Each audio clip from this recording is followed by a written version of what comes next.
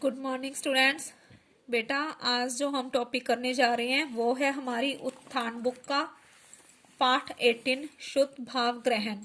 शुद्ध भाव का मतलब है बेटा सुनकर ग्रहण करना। किसी भी बात को या किसी भी टॉपिक को या किसी भी कहानी को सुनना और उसमें उसका क्या अर्थ है उसको समझना, उसे बोलते हैं शुद्ध भाव ग्रहण। इसको अपठित गद्यांश भी कह सकते हैं बेटा। अपठित का मतलब है जो हमने पहले कभी नहीं पढ़ा, उस गद्यांश को पढ़ना और समझना। इस टॉपिक को करने के लिए बेटा दो बातें आपको ध्यान में रखना जरूरी है। सबसे पहले तो जो अपठित गद्यांश है उसको ध्यान से पढ़ना है हमें, ठीक है। पढ़ने के बाद उसका क्या अर्थ है उसको समझना बहुत जरूरी है, फिर ही आप नीचे दिए हुए प्रश्नों के उत्तर दे पाओगे। अब देखिए, हमारे पास हमारी बुक में पेज नंबर 77 पे एक कहानी दी हुई है, मैं उसको रीड कर रही हूँ। एक गांव में एक बूढ़ा किसान रहता था। उसके 4 पुत्र थे। चारों आलसी थे। दिन भर इधर उधर भटकते रहते, आपस में झगड़ते रहते। किसान चारों पुत्रों से बहुत दुखी था। कोई भी गांव का व्यक्ति उनकी आपसी लड़ाई का फायदा उठाकर अपना मतलब निकाल लेता। किसान ने चारों पुत्रों को समझाने का काफी प्रयत्न किया, परंतु उनमें कोई बदलाव न आया। किसान बीमार रहने लगा। उसने एक उपाय सोचा।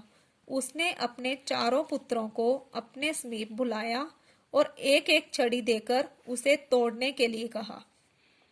चारों पुत्रों ने आसानी से छड़ी तोड़ दी।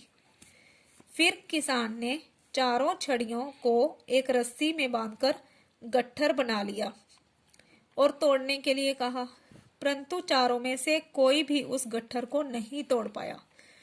फिर पिता ने पुत्रों को समझाया कि अगर तुम भी इस गट्ठर की भांति मिलकर रहोगे तो कोई भी तुम्हारा कुछ नहीं बिगाड़ सकेगा। अकेले रहने पर तो उन छड़ियों की भांति आसानी से टूट जाओगे। एकता में बहुत शक्ति है, इसलिए आपस में मिलकर रहो। ठीक है बेटा, ये किसान और उसके 4 पुत्रों की कहानी है। अब इस कहानी को हमने पढ़ लिया, हमें पता चल गया उसके पुत्र कैसे थे, है ना, और उसने क्या समझाया, उसने उनको शिक्षा देने के लिए क्या किया। तो अभी उसी से रिलेटिव कुछ प्रश्न है हमारे पास। किसान के कितने पुत्र थे? किसान के 4 पुत्र थे। ठीक है। किसान अपने पुत्रों से क्यों दुखी था? क्योंकि वह सारा दिन आपस में झगड़ते रहते थे। किसान ने किसका गट्ठर बना लिया? किसान ने छड़ियों को रस्सी से बांधकर उसका गट्ठर बना लिया। उसने अपने बेटों को क्या शिक्षा दी? एकता में बल है, हमें आपस में मिलकर रहना चाहिए। ठीक है बेटा, ये जो सारे प्रश्न हैं ये इस कहानी के बीच में ही इसके आंसर हैं। ठीक है, तो अगर हम इसको अच्छी तरह से पढ़ेंगे समझेंगे तो ही हम प्रश्नों के उत्तर दे पाएंगे। आगे हमारी बेटा बुक में एक और स्टोरी दी हुई है इसी तरह। एक कुत्ता कहीं से एक मांस का टुकड़ा उठाकर ले आया। वह उसे खाने के लिए एकांत की तरफ चल दिया। एकांत होता है मतलब अकेला, खाली जगह। रास्ते में एक नदी थी जिसे पार करने के लिए उस पर एक पगडंडी बनी हुई थी। पगडंडी मतलब बेटा पुल की तरह। ये जैसे ही कुत्ता नदी पार करने लगा उसे पानी में अपनी परछाई दिखाई दी। उसे लालच आ गया।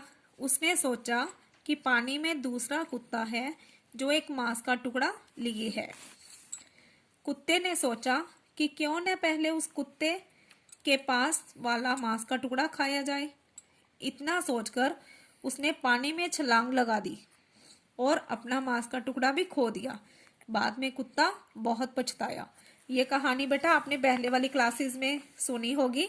लालच बुरी बला है ना। वो कुत्ता था, वो अपनी परछाई को देखकर उसको दूसरा कुत्ता समझ रहा था और उसे लालच आ गया कि मैं उसके मुंह में जो रोटी का टुकड़ा है उसे भी, मांस का टुकड़ा जो है उसको छीन लूं। तो इसी लालच में उसने अपना मांस का टुकड़ा भी गवा दिया। अब इसके प्रश्न देखो। कुत्ता किस चीज का टुकड़ा ले आया? मांस का टुकड़ा। उसे खाने के लिए वह कहाँ गया? एकांत की तरफ। कुत्ते को अपनी परछाई कहाँ दिखाई दी? पानी में।